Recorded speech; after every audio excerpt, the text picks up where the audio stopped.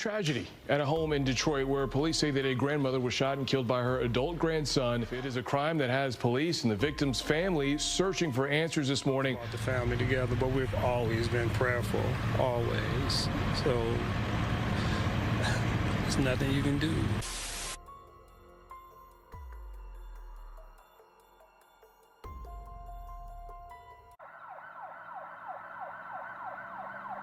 "65-year-old Roslin Wlaw, known as Roz to her family and friends, was a warm and caring woman who always put others first.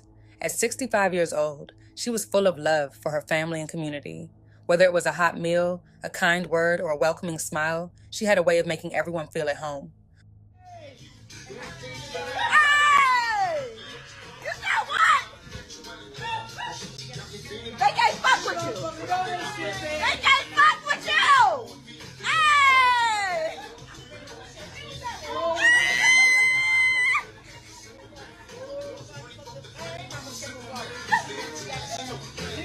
They can't fuck with you! They never could! What? What? What?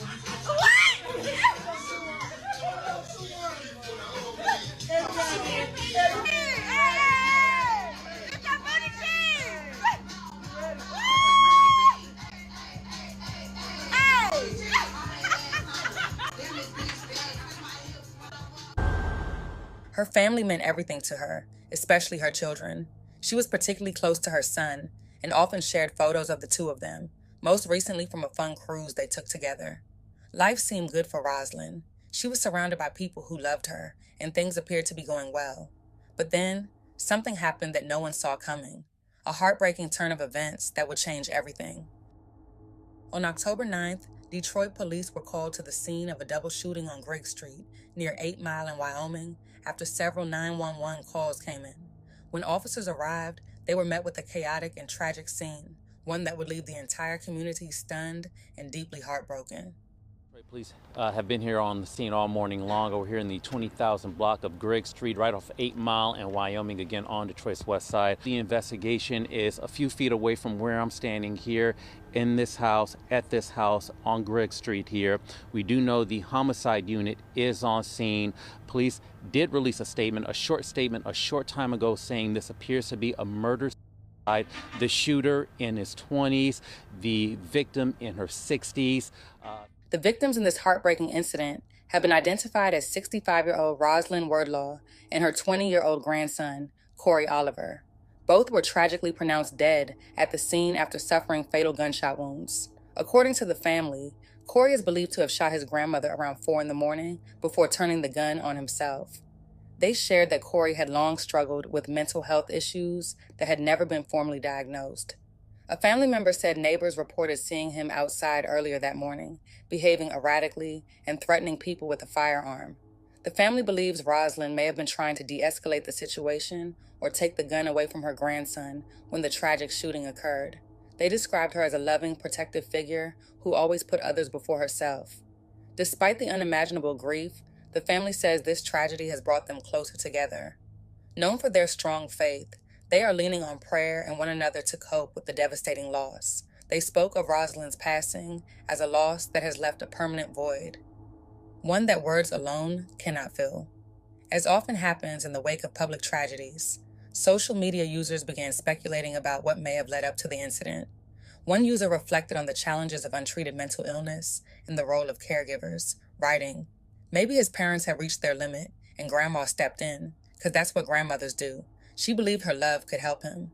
But love alone isn't always enough when someone is battling mental illness. It can end in heartbreak when professional help is needed, but either unavailable or refused. You can't force an adult to get treatment. Too often people don't recognize how broken the mental health system really is, or how much more understanding and education we need as a society." Roslin's family has since come forward to share their perspective on what happened and to honor the woman she was. Kind, selfless, and full of grace. They say her legacy will live on through their unity, faith, and commitment to supporting one another in the days ahead.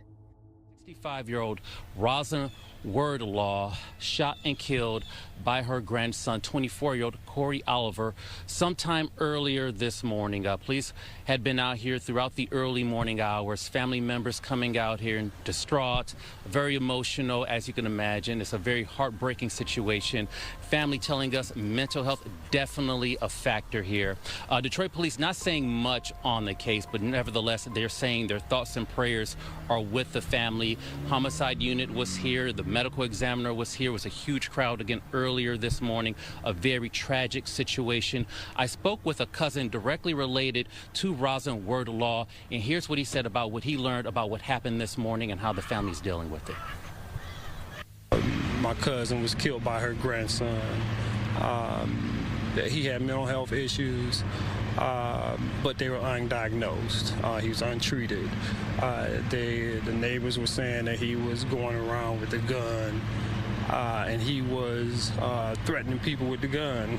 And apparently she probably was trying to get the gun away from him, and he shot her and then shot himself. We're prayerful. We've always been prayerful. It has actually brought the family together. We had been separated for a long time, so it's even family members I haven't seen in a long time.